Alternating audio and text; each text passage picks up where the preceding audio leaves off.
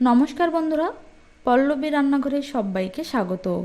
আজকে আমি আপনাদের সাথে শেয়ার করব অনুষ্ঠান বাড়ির মতো দই কাতলা রেসিপিটি। এটা বানানো যেমনই সহজ তেমনি খেতেও হয় দুর্দান্ত। আমি কিভাবে বাড়িতে অনুষ্ঠান বাড়ির মতো দই কাতলা বানাই চলুন দেখে নেওয়া যাক। দই কাতলা বানাবার জন্য এখানে আমি নিয়েছি 5 পিস কাতলা মাছ। মাছগুলোকে ভালো করে ধুয়ে পরিষ্কার করে নিয়ে জল ঝরিয়ে নিয়েছি। এবার এর মধ্যে দিয়ে দিচ্ছি কোয়াটার চা চামচ লবণ,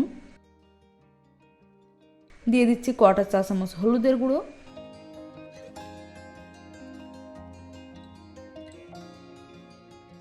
লবণ হলুদ দেওয়ার পরে মাছগুলোর সাথে ভালো করে মাখিয়ে নিচ্ছি।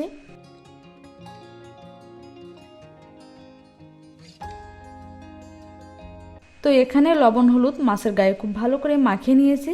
এবার এগুলোকে সাইডে রেখে দিচ্ছি। এখানে নিয়েছি 100 গ্রাম টক দই। এর মধ্যে দিয়ে দিচ্ছি 1 চা চামচ লাল লঙ্কার গুঁড়ো, 1 চা চামচ ধনের গুঁড়ো, 1 চা চামচ জিরের গুঁড়ো, 1 চা চামচ চিনি আর দিয়ে দিচ্ছি স্বাদ অনুযায়ী লবণ। এবার এই সব উপকরণ একসাথে খুব ভালো করে মিশিয়ে নিচ্ছি। এই রান্নাতে আমি হলুদ ব্যবহার করছি না, আপনারা চাইলে সামান্য হলুদও দিতে পারেন। সব কিছু খুব ভালো করে মিশিয়ে নিতে হবে যাতে দইয়ের মধ্যে কোনো প্রকার লাম্পস না থাকে। এবার এর মধ্যে দিয়ে দিচ্ছি সামান্য পরিমাণ জল দিয়ে সব কিছু একসাথে আবার ভালো করে মিশিয়ে নিচ্ছি। তো দেখুন দইয়ের মিক্সচারটা খুব ভালোভাবে মিশিয়ে নিয়েছি আর এর মধ্যে কোনো প্রকার লাম্পস নেই। এটাকে সাইডে রেখে দিচ্ছি। প্রথমে মাছগুলোকে ভেজে নেব। তার জন্য কড়াইতে দিয়ে দিয়েছি 4 বড় চামচ সরষের তেল। তেলটাকে খুব ভালো করে গরম করে নিচ্ছি। রান্নাটা আমি সরষের তেলেই করব। তেল ভালোভাবে গরম হয়ে গেলে এর মধ্যে দিয়ে দিচ্ছি ম্যারিনেট করে রাখা মাছের পিসগুলো। সব মাছ একসাথে দেবেন না, তা না হলে কিন্তু মাছগুলো ভেঙে যেতে পারে। এবারে মাছগুলোকে হাই ফ্লেমে হালকা গোল্ডেন করে ভেজে নিচ্ছি। মাছের একটা সাইড হয়ে গেলে এভাবে উল্টে দিচ্ছি।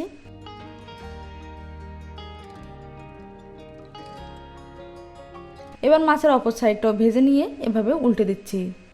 যদি কড়াইতে মাছ লেগে যাওয়ার ভয় থাকে সেক্ষেত্রে আপনারা গরম তেলের মধ্যে সামান্য লবণও দিয়ে দিতে পারেন।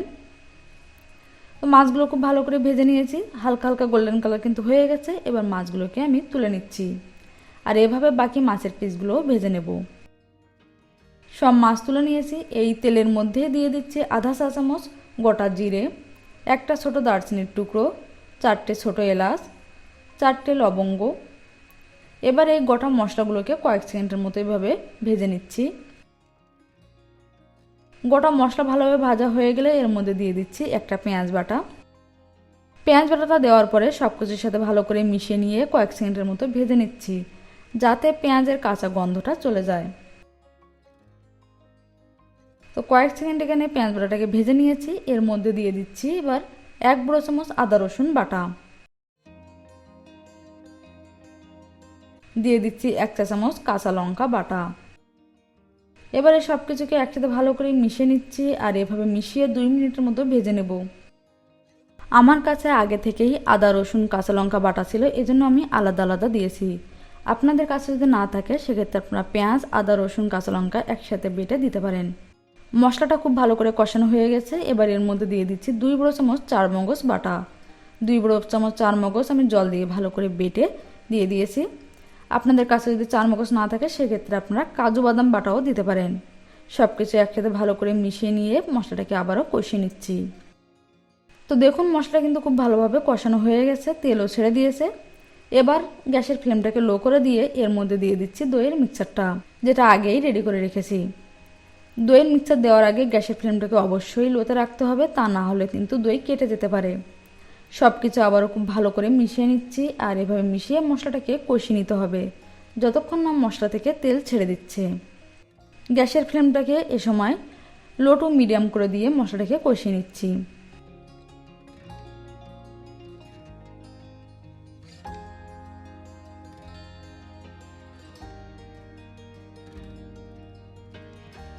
তো দেখুন মশলাটা ভালোভাবে কষানো হয়ে গেছে, তেলও কিন্তু পুরোপুরি ছেড়ে দিয়েছে আর মশলার মধ্যে কোনো প্রকার জল নেই। এবার এর মধ্যে দিয়ে দিচ্ছি 1 কাপ পরিমাণ জল। গ্রেভি আপনারা যেমন রাখতে চান সেই অনুযায়ী জল দিয়ে দেবেন। জল দেওয়ার পরে সব কিছু আবারও ভালো করে মিশিয়ে নিচ্ছি। জল দেওয়ার পরে ভালো করে মিশিয়ে নিয়েছি। এবার গ্রেভির মধ্যে ফুট আসতে দেব। তো তো দেখুন গ্রেভির মধ্যে হালকা হালকা ফুট এসে গেছে। এবার এর মধ্যে দিয়ে দিচ্ছি ভেজে রাখা মাছের পিসগুলো, দিয়ে দিচ্ছি 2 থেকে 3টে চেরা কাঁচা লঙ্কা। সব কিছু আবারও হালকা হাতে মিশিয়ে নিচ্ছি। এবার এটাকে ঢাকা দিয়ে লো মিডিয়াম ফ্লেমে 5 মিনিটের মতো হতে দেব। 5 মিনিট পরে ঢাকনাটা খুলে দিচ্ছি, আবারও ভালো করে মিশিয়ে নিচ্ছি আর মাছগুলোকে হালকা হাতে উল্টে দিচ্ছি। তো এখানে সব মাছ উল্টে দিয়েছি। এবার এর মধ্যে দিয়ে দিচ্ছি আধা চা চামচ গরম মশলার গুঁড়ো আর দিয়ে দিচ্ছি 1 চা চামচ ঘি। ঘিটা অবশ্যই দেবেন, দই কাতলাতে একটু ঘি দিলে কিন্তু স্বাদটা আরও বেড়ে যায়। গরম মশলার ঘি দেওয়ার পরে আবারও ভালো করে মিশিয়ে নিচ্ছি।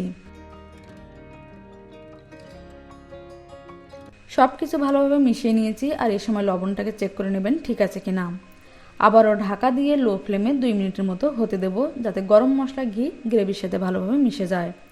তারপর গ্যাসের ফ্লেমটাকে বন্ধ করে দিয়ে স্ট্যান্ডিং টাইমে রেখে দেবো 5 মিনিটের মতো।